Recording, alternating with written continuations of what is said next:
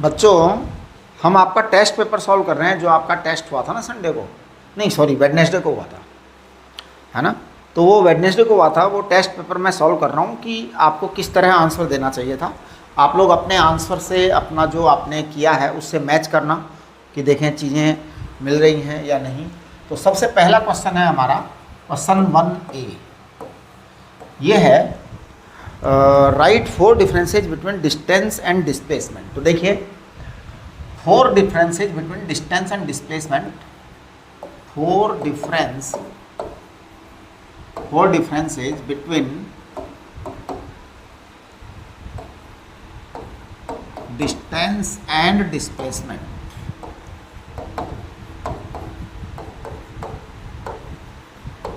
are tabulated as below। आप एक table बनाइए, उसको टेबुलेट कीजिए, टेबुलेटेड एज बिलो। तो आप देखिए 4 differences between distance and displacement are tabulated as below. अब आपकी एक टेबल बनेगी, उसमें हम 4 डिफरेंस कोई से भी रख देंगे। डिफरेंस तो 4 से बहुत ज़्यादा है ना, 4 डिफरेंस रख देंगे। तो यहाँ पे हम लिखेंगे डिस्टेंस और यहाँ लिखेंगे डिस्प्लेसमेंट। सबसे पहला डिफरेंस तो जो है ना, डेफिनेशन ये देखो, ठीक है, क्या है? Distance is actual length, distance is actual length of the path traced out by a moving body।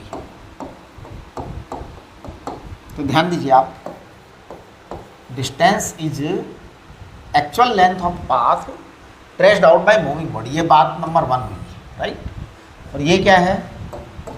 Displacement is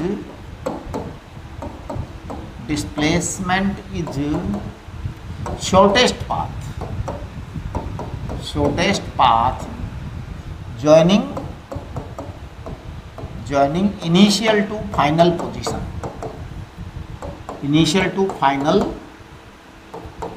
position of a moving body।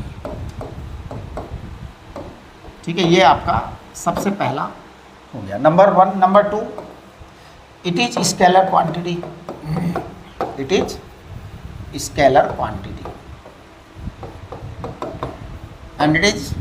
Vector quantity, it is a vector quantity, right. तीसरा number, distance is positive and non zero. Distance is positive and non zero, ध्यान दो, positive है और non zero है, हमेशा distance is positive and non zero. Displacement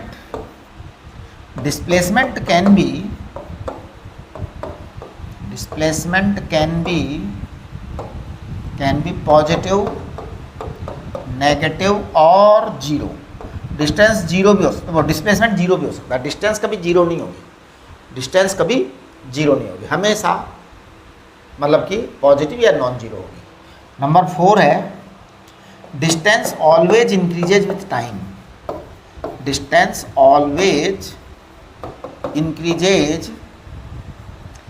time, कभी decrease नहीं होती। Distance always increases with time for a moving body,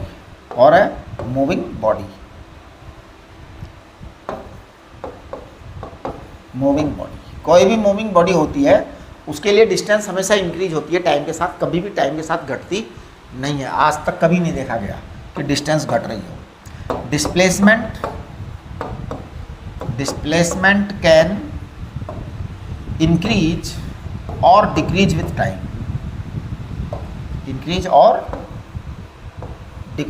time, इसमें जो है ना, ये 4 हो गए। मैं आपको एक और बता देता हूँ, है ना। Distance can have many values. Distance can have many values between the 2 points. Between the 2 points of motion. Between the 2 points of motion. Distance जो है बहुत सारी वैल्यूज हो सकती है. जैसे मान लो ये ए पॉइंट है और ये बी पॉइंट है ना. अब ए से बी आप ऐसे भी चल सकते हैं और ए से बी आप ऐसे भी चल सकते हैं और ए से बी आप ऐसे भी चल सकते हैं. देयर में भी मेनी वैल्यूज. लेकिन जो डिस्प्लेसमेंट है उसकी सिंगल वैल्यू होती है. Displacement has a single value between the 2 points of a motion of moving body. और अगर आप किसी 2 पॉइंट को लेते हैं तो बस उसमें एक ही फिक्स वैल्यू होगी. इनिशियल टू फाइनल के बीच में डायरेक्ट स्ट्रेट लाइन होगी, शॉर्टेस्ट पाथ होगा, तो सिंगल वैल्यू होगी. राइट. चलिए अगला वाला सवाल देखिए. क्वेश्चन नंबर 1 का बी पार्ट. इसमें इन्होंने वही पूछा है, एवरेज स्पीड और एवरेज वेलोसिटी. तो ये भी इसी तरह से होंगे बिल्कुल, है ना. तो 4 differences between average speed and average velocity. Average velocity are 4 differences between average speed and average velocity are tabulated as below. तो आप करिए इसको. देखिए क्या होगा. आपके एवरेज स्पीड और average velocity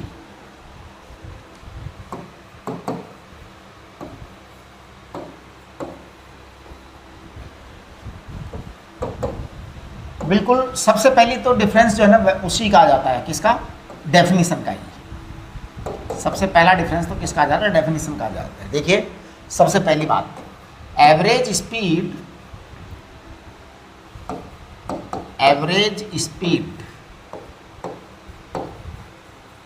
is ratio of distance and time taken. पहली बात तो ये हो गई. राइट. नंबर 2 बात देखिए इसमें average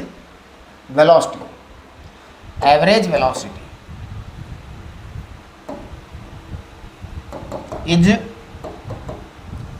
is ratio of displacement upon time. Displacement and time taken. ध्यान दो इस बात पे. अब यहाँ पर फिर से वही चीज़ें हैं. नंबर 2 ये आपकी स्केलर क्वांटिटी है बेटा.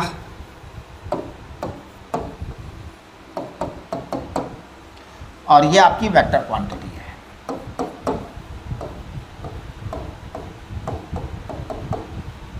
है ना. हाँ.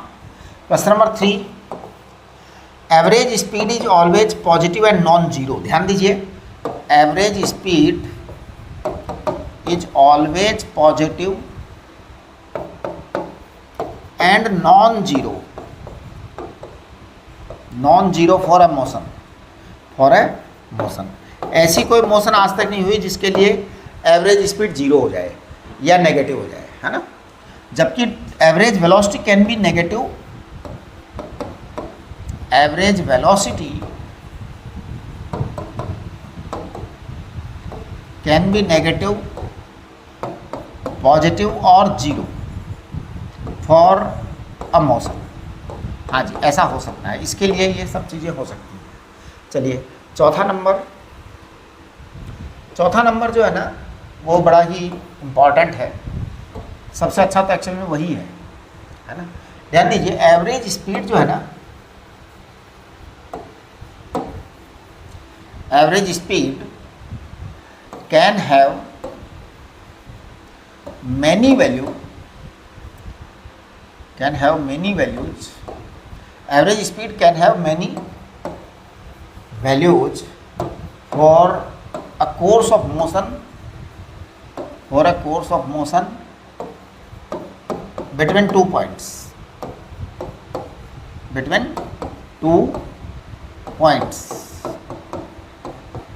है ना, ड्यू टू डिफरेंट डिस्टेंसेज, ये भी लिख दो आप,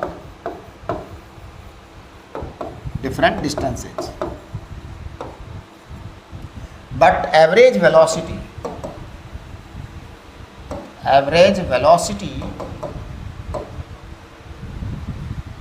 have a single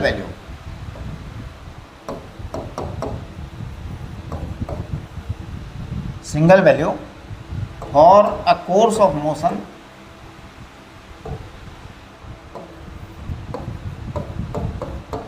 between 2 points,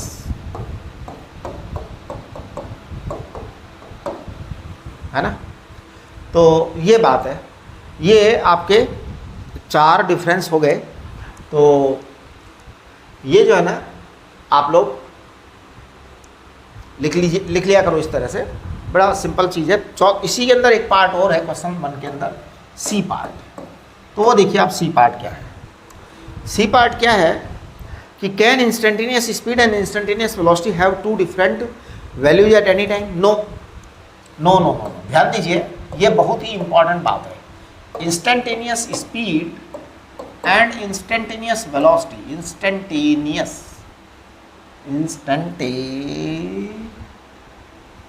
ध्यान दो,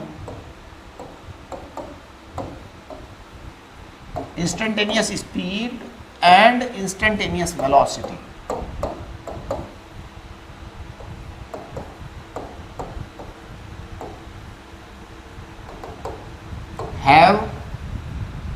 have same value at all times,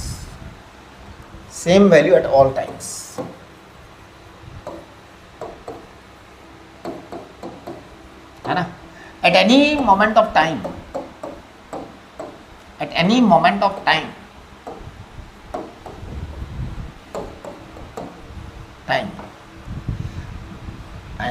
speed and velocity at any moment of time, speed and velocity have same value,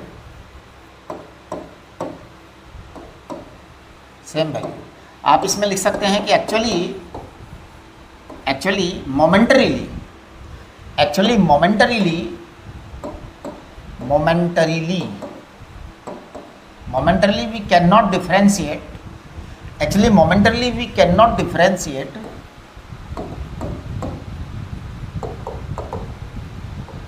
we cannot differentiate, between distance and displacement। ध्यान दो बेटा, distance and displacement, इसमें difference हम बड़े time के लिए तो बना सकते हैं, लेकिन छोटे से टाइम के लिए नहीं बना सकते। छोटे से टाइम के लिए डिस्टेंस और डिस्प्लेसमेंट बराबर ही होते हैं, है ना। For small time t tends to 0, distance and displacement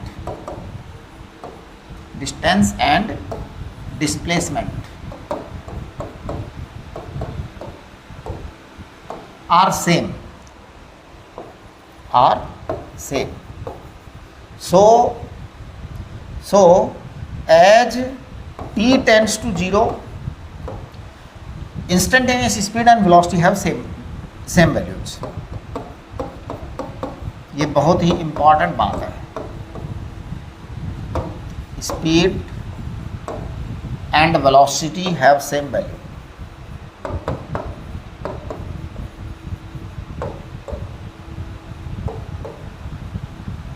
ठीक है, ये आपका क्वेश्चन नंबर 1 था। चलिए अब क्वेश्चन नंबर 2 की बात करते हैं। Derive 3 equations of uniformly accelerated motion. तो देखिए 3 इक्वेशंस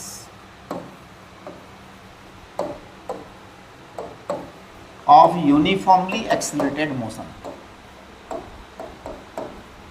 ये आपको करवाया हुआ है यूनिफॉर्मली एक्सेलरेटेड मोशन। ध्यान दीजिए, A इक्वल टू कॉन्स्टेंट, तो फर्स्ट इक्वेशन ऑफ मोशन, सबसे पहले बात करेंगे first equation of motion. First equation देखिए, first equation a is dv upon dt, it is given constant, it is given constant, uniform है, uniform है। Therefore dv equal to a dt, dv equal to a dt। if u is initial speed, if u is initial speed at t equal to 0, है ना, v is final speed at t equal to t, at t equal to t, then dv equal to a dt है ना बेटा। इसको आप integrate करिए, इसको लिखिए u से v और इसको लिखिए 0 से t, तो आपके ये आ जाएगा v minus u and it is equal to 80 आ जाएगा, तो v इक्वल टू आ जाएगा u प्लस 80। ये आपकी इक्वेशन नंबर क्या आ गई, 1 आ गई, राइट। चलिए अब अपन सेकंड इक्वेशन की बात करेंगे। तो देखिए second equation of motion, second equation of motion,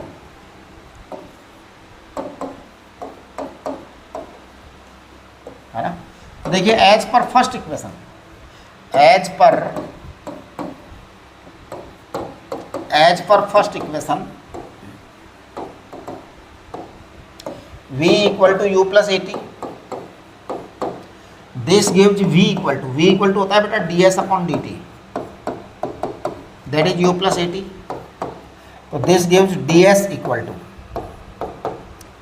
u plus 80 into dt। इसको अब हम लिखेंगे ds equal to u plus 80 and dt। अब इसको हम इंटीग्रेट करेंगे 0 से लेके s तक और इसको इंटीग्रेट करेंगे 0 से लेके t तक। तो देखिए जी, this gives us s equal to ut plus half 80 square. ये आपकी equation, second equation of motion आ गई। This is second equation of motion, right. चलिए अब थर्ड इक्वेशन ऑफ मोशन की बात करते हैं। थर्ड वाली, third equation of motion,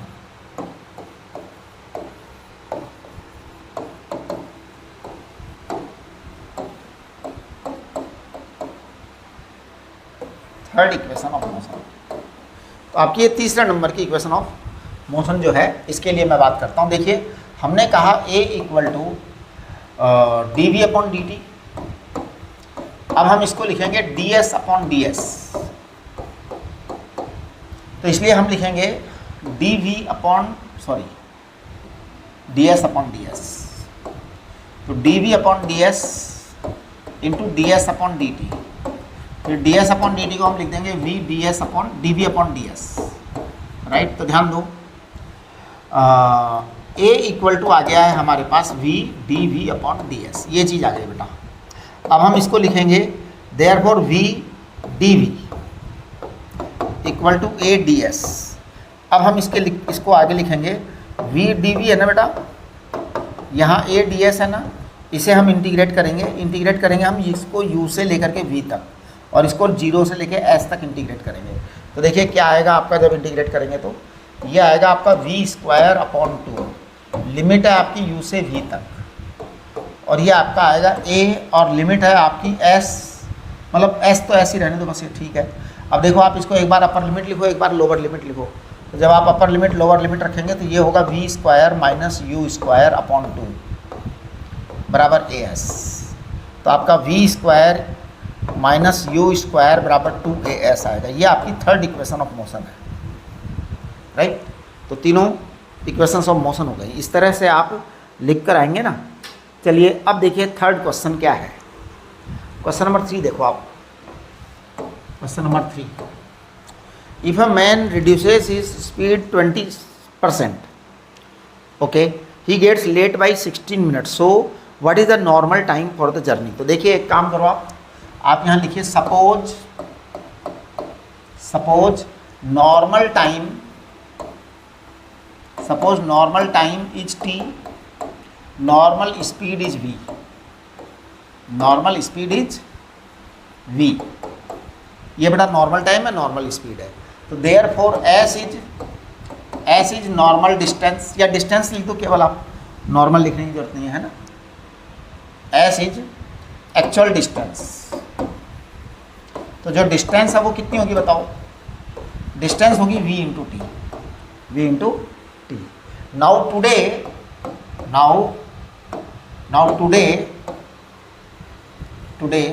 speed is 20% less, 20% less यानी कि 80%, तो 80/100 इंटू वी, यानी कि 0.8 इंटू वी आ गया आज की स्पीड, है ना। Now today's speed, today's time क्या है, टुडेज टाइम है t+16 मिनट, ये आज का समय है बेटा। तो अब देखो डिस्टेंस तो दोनों बराबर ही होंगी, है ना। तो देखिए डिस्टेंस तो s equal to v t, it is equal to today's velocity 0.8 v और today's time is t+16 minute, ये आपका है। आपको t चाहिए, है ना, t चाहिए। तो एक काम करिए, आप जरा इस कैलकुलेशन को चेक करो।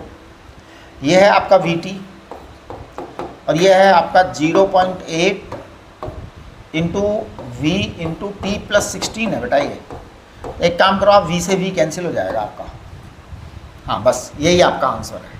तो आप देखिए इसको लिखिए आप t equal to 0.8t plus 0.8 into 16, check करिए आप।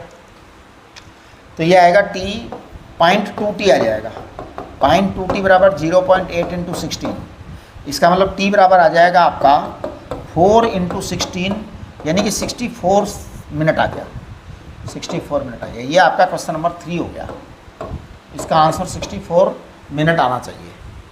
इसके बाद में आ जाते हैं अपन क्वेश्चन नंबर 4 पर।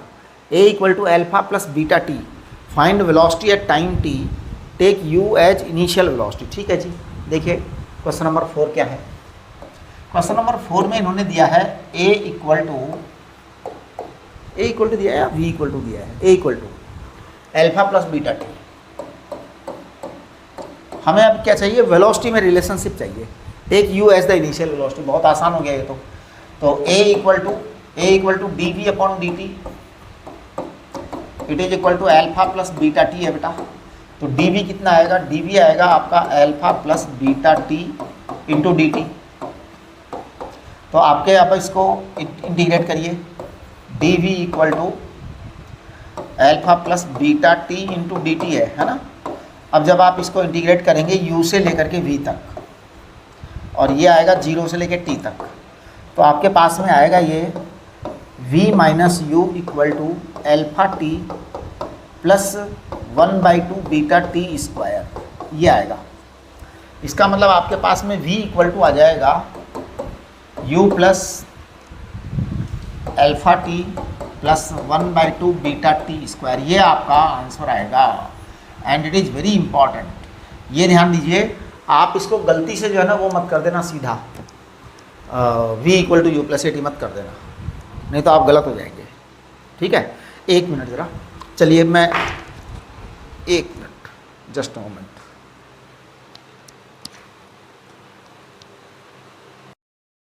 हाँ जी, तो अब अपन बात करेंगे डिराइव द फिफ्थ क्वेश्चन। देखिए 5वां सवाल क्या है, फिफ्थ क्वेश्चन है आपका, derive the equation of trajectory of an oblique projectile ground to ground projectile. देखिए लुक और यार, ये है क्वेश्चन नंबर 5। देखो बेटा, ground to ground projectile, ground to ground projectile का मतलब ये होता है कि आपने प्रोजेक्टाइल यहाँ से थ्रो किया और ये यहाँ पर आ गया, इसको ग्राउंड टू ग्राउंड प्रोजेक्टाइल कहते हैं। यू को हम कहेंगे स्पीड ऑफ प्रोजेक्शन, ध्यान दो, speed of projection, right. Theta को हम कहेंगे angle of projection,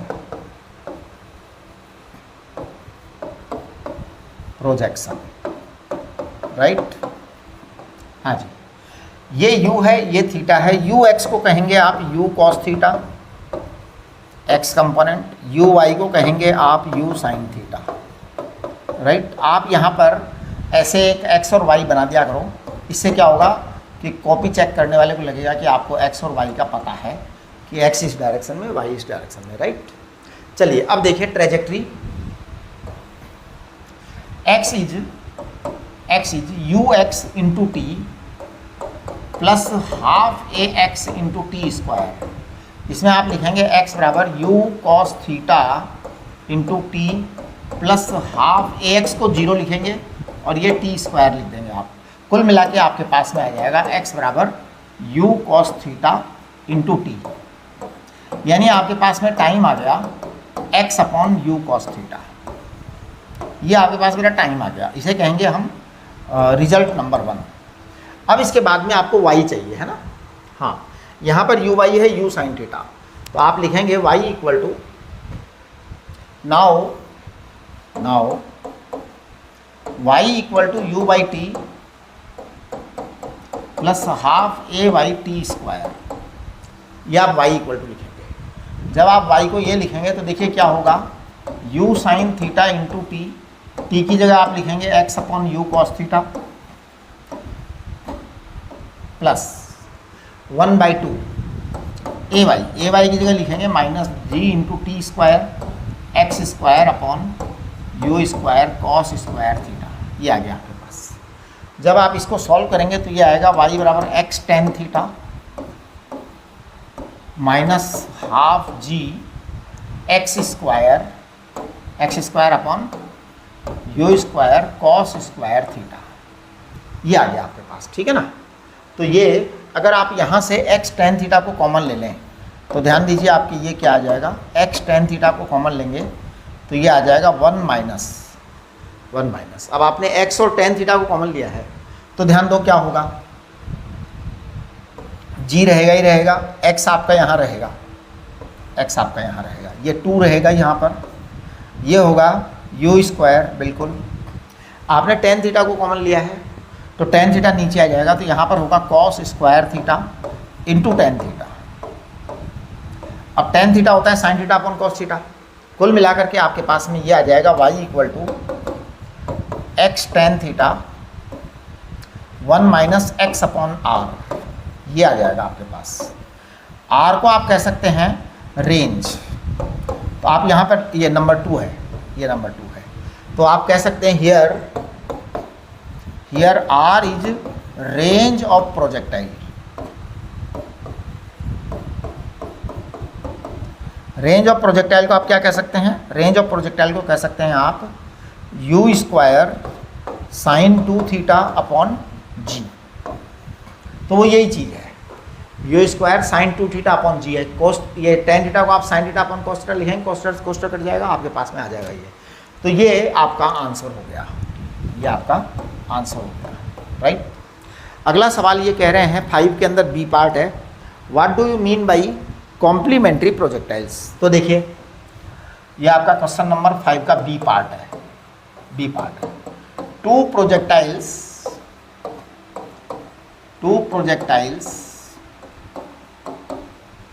projected with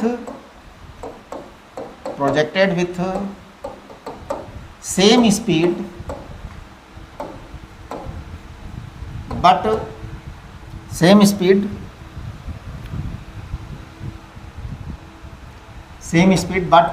angles of projection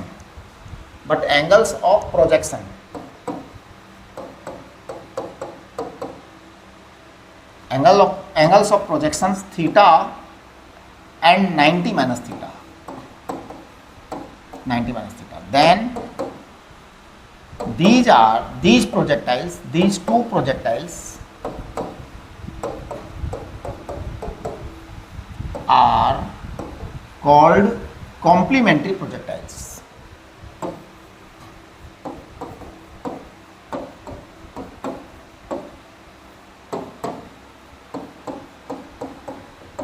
ध्यान दीजिए आप, ये कॉम्प्लीमेंट्री प्रोजेक्टाइल्स हैं।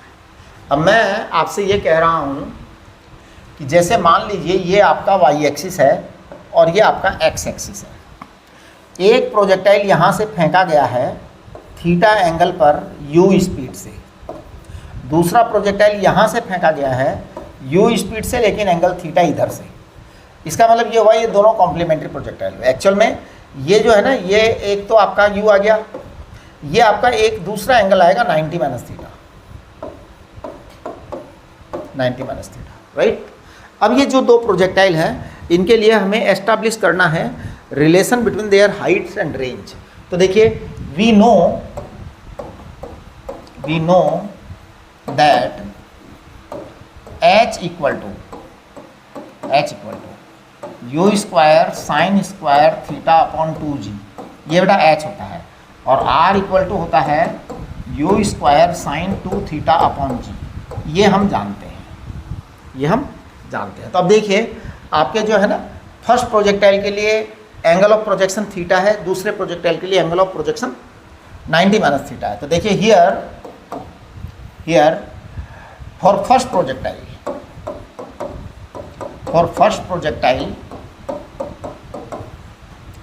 Angle of projection is theta,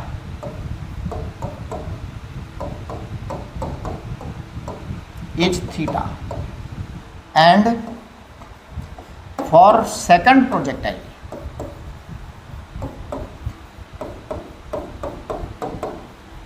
it is 90 minus theta,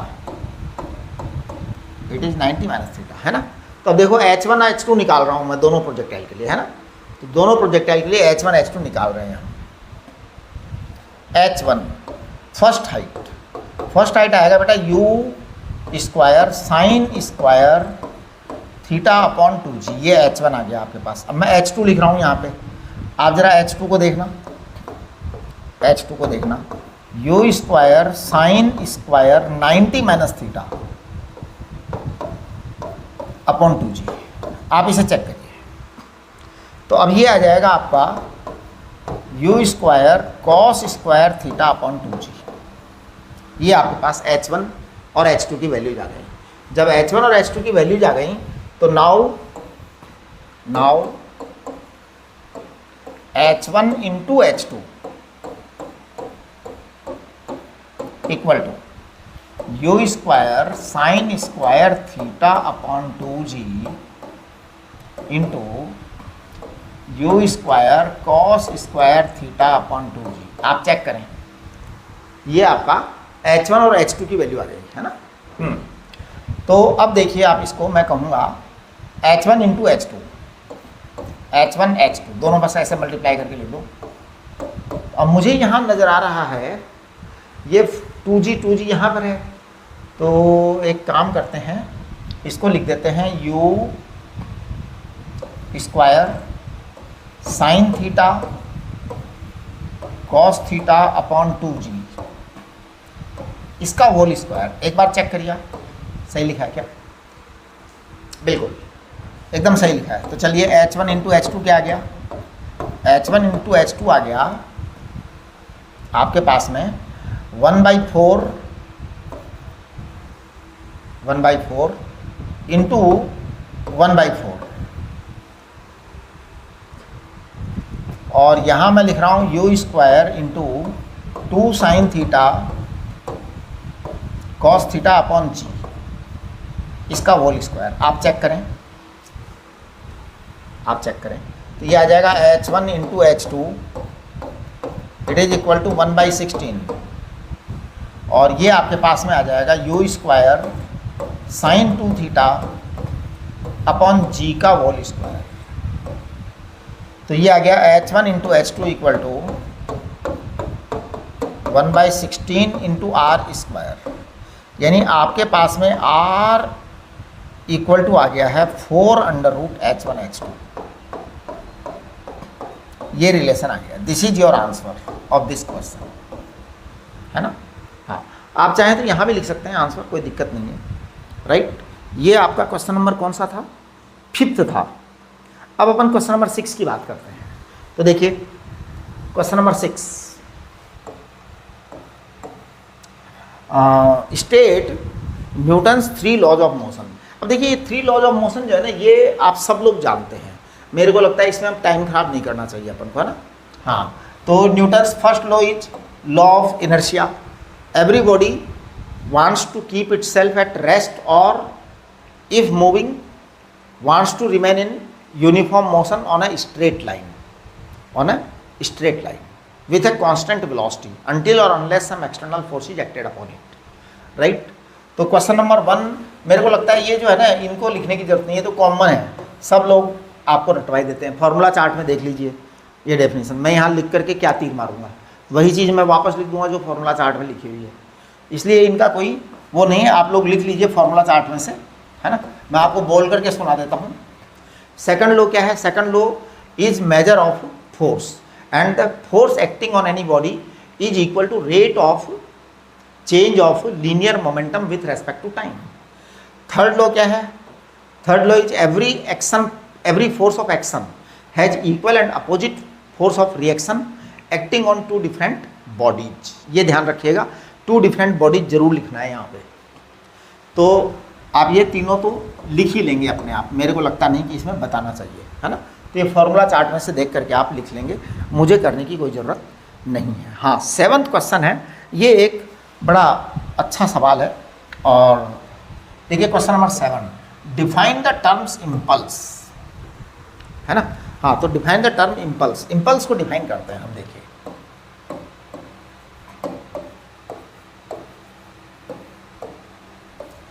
when a force is acted upon a body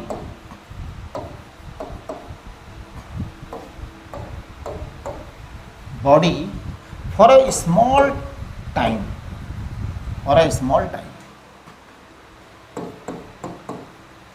as a quick jerk, ध्यान दीजिए, when a force is acted upon a body for a small time as a quick jerk, एक ठोकर लगती है ना वैसे, then it is called impulse,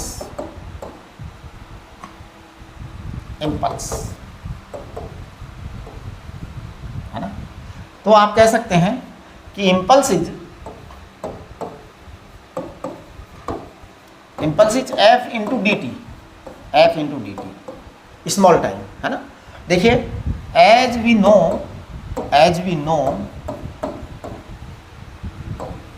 F equal to dp upon dt, therefore dp is equal to f dt, it is impulse, है ना, right. if we do calculation of change in momentum, if we do calculation of change in momentum, then we can say it is impulse,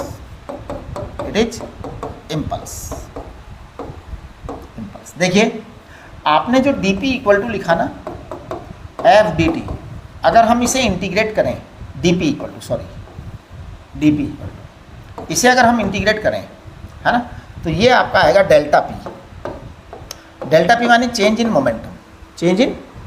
momentum, है ना।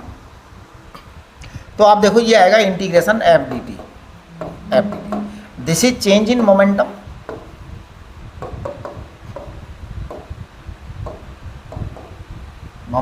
and it is area enclosed by ft graph,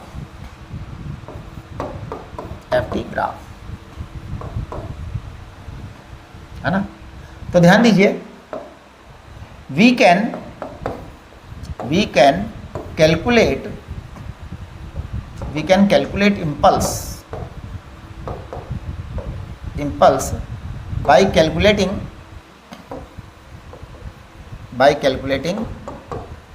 area of ft graph। आप यहाँ पर एक छोटा सा diagram बना करके लिख भी सकते हो, कैसे? डायग्राम बना के बता सकते हो। कैसे? देखिए इधर देखो कैसे, जैसे ये एफ है और ये टी है, आप इस तरह से बता सकते हैं कि अगर ये कोई ग्राफ है, कोई भी ग्राफ है, तो यहाँ से लेके यहाँ तक का एरिया निकालिए, तो this area will be equal to delta p and that is impulse, right, impulse, right.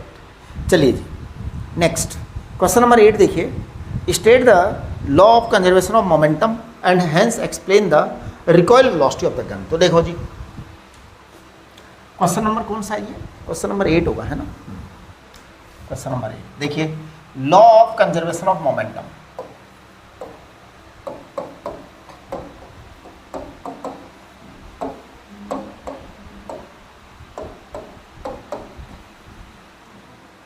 Law of conservation of momentum है, if no external force, if no external force is there,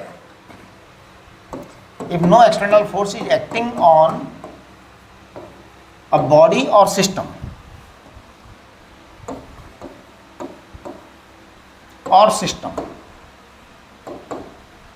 if no external force is acting on a body or system, then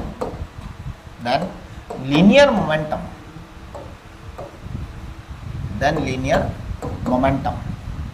remains conserved,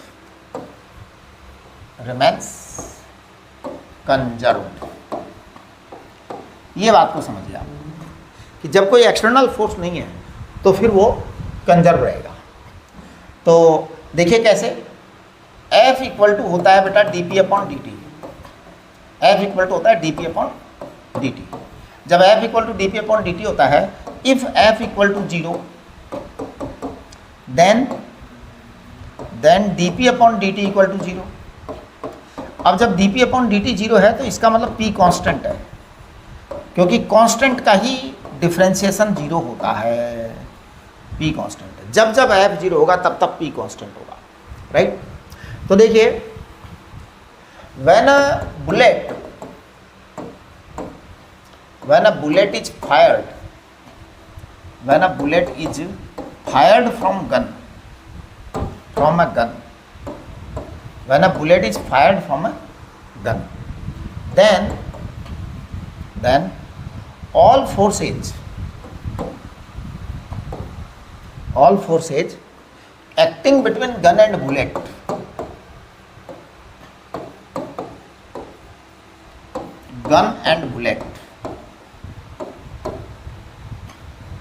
are internal forces।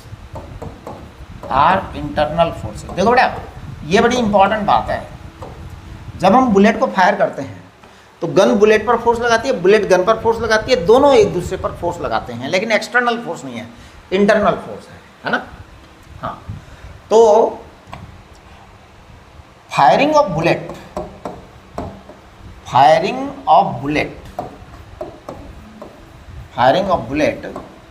from a gun,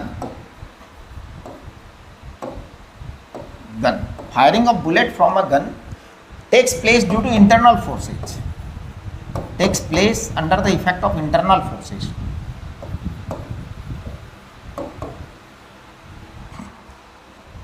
Effect of internal forces।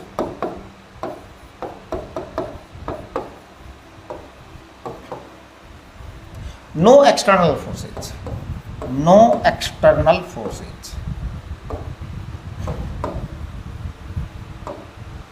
है ना।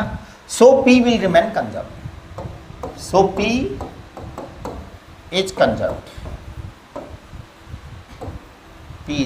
right। Now suppose, if capital M is mass of gun, small m is mass of bullet, u is velocity of bullet,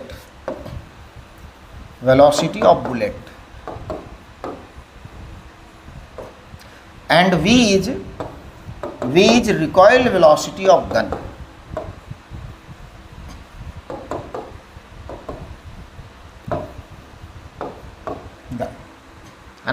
तो देखिए as per law of conservation of momentum, as per law of conservation of momentum,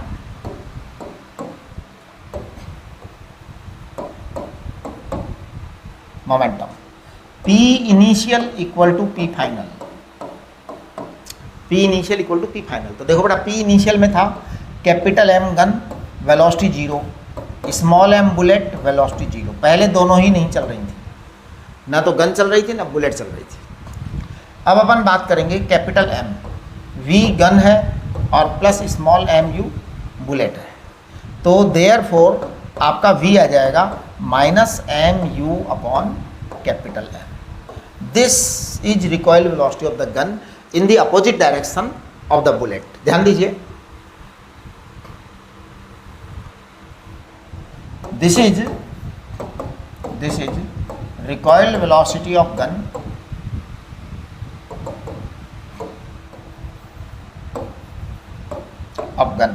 negative sign indicates that gun recoils in opposite direction of bullet।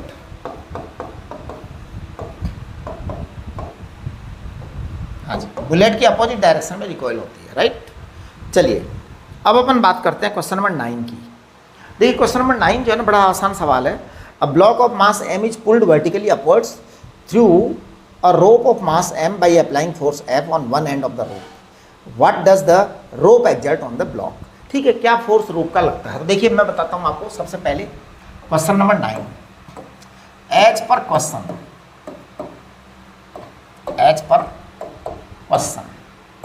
Net driving up force, net driving up force. देखो ना, up force है F minus M plus M into g. ये net force है ऊपर की तरफ, F है आपका ऊपर की तरफ और M minus M plus M into g नीचे की तरफ है। तो देयर फॉर एक्सीलरेशन है आपका F minus M plus M into g upon M plus M। हमेशा ही ये होता है net driving force upon total mass. ये आपका एक्सीलरेशन आ गया। तो देयर फॉर एक्सीलरेशन को हम लिख सकते हैं capital F upon M plus M minus g. ये आपका एक्सीलरेशन आ गया, right. Now if rope is exerting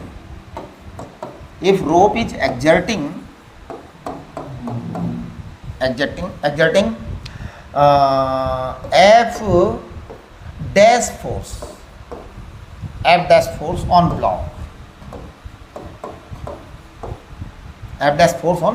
block, then free body diagram FBD, free body diagram of the block will be as below। अब आप free body diagram बनाइए block का। तो देखिए ये आपका ब्लॉक है कैपिटल M मास का। धरती माता इस पर फोर्स लगाएगी कैपिटल MG नीचे। आपके इस रस्सी ने फोर्स लगाया यहाँ पर F डैश। तो ध्यान दो F dash, correct. We want to find out F dash, है ना। तो F डैश पर क्वेश्चन मार्क लगा दो। तो मैं कहूँगा net upward force on block,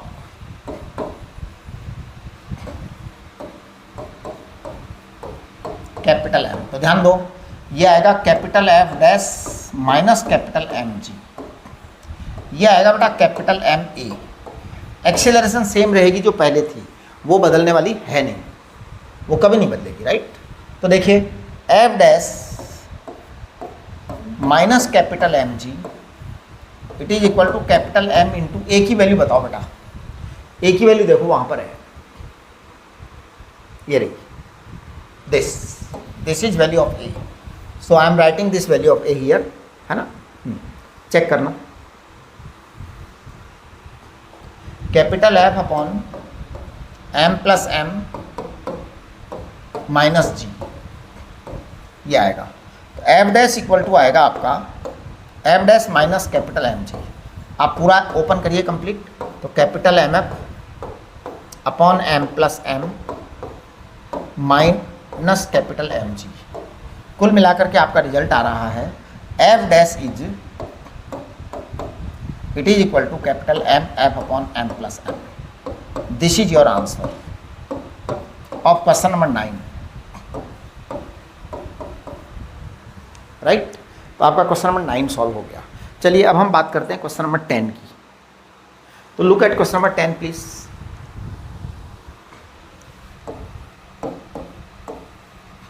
question number 10 में ये है कि 3 equal weights each of mass 2 kilogram are hanging with this, है ना।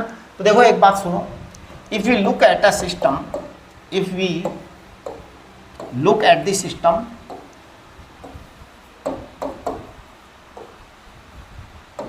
if we look at the system carefully,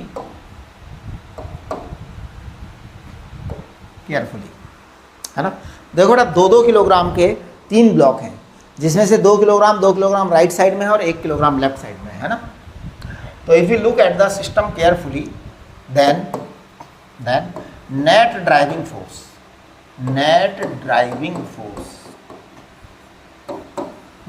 force देखो कितना होगा, 2 into g plus 2 into g minus 2 into g, it is equal to 2 into g, it is equal to 20 newton. ये आपका net driving force आ गया right side में, है ना। Right side में आपके 2 ब्लॉक थे, तो मैंने दोनों ब्लॉक का 2G ऐड किया।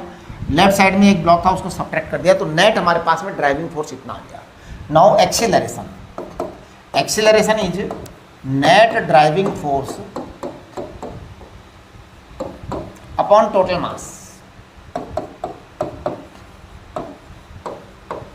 आप चेक करिए,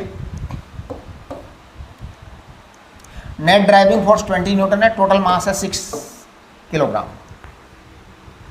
तो जब आप इसे चेक करेंगे तो ये 10/3 आ जाएगा, मीटर पर सेकंड स्क्वायर एक्सीलरेशन आएगा, right.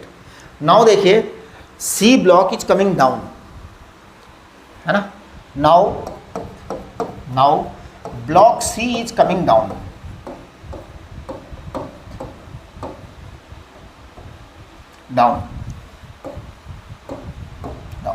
we need to find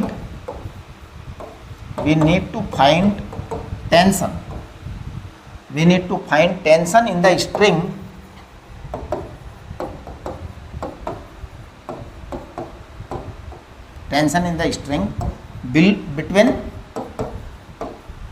between B and C। B and C के बीच में टेंशन चाहिए बेटा, B and C के बीच में क्या चाहिए हमको, टेंशन चाहिए। तो देखिए B and C के बीच में टेंशन चाहिए, तो मैं C का फ्री बॉडी डायग्राम बना दूँ। C का फ्री बॉडी डायग्राम है, ये ब्लॉक C है, ये 2 किलोग्राम है, तो 2G धरती माता का और T यहाँ है बेटा, T यहाँ है। हमें इस T का पता लगाना है। Because block is coming down, so I will write twice G minus T, it is equal to twice into A। तो ट्वाइस G माने 10 minus T, it is equal to twice A। A is 10/3। तो आपके पास में T कितना आ जाएगा, T आ जाएगा 20 minus 20/3, यानी कि 40/3 आ गया ये, हाँ जी। तो T बराबर आ जाएगा ये आपके पास में 13.33 Newton. This is your answer. इस तरह से आपका ये पेपर सॉल्व होता है। ऐसा अगर आप पेपर सॉल्व करके आते हैं तो जो कॉपी चेक करने वाला है वो आपको फुल में से फुल मार्क्स देगा। आप देखिए मैंने सब कुछ अपनी लैंग्वेज में लिखा है, यानी कि कुछ भी याद किया हुआ नहीं लिखना है, आपको अपनी तरफ से बना करके लिखना है ना। तो जैसा मैंने लिखा है उस तरह से आप लिखा करो, ट्राई करोगे ना तो ये चीज़ें हो जाती हैं बड़े आराम से। ठीक है, चलिए नमस्ते, करिए इसको कंप्लीट।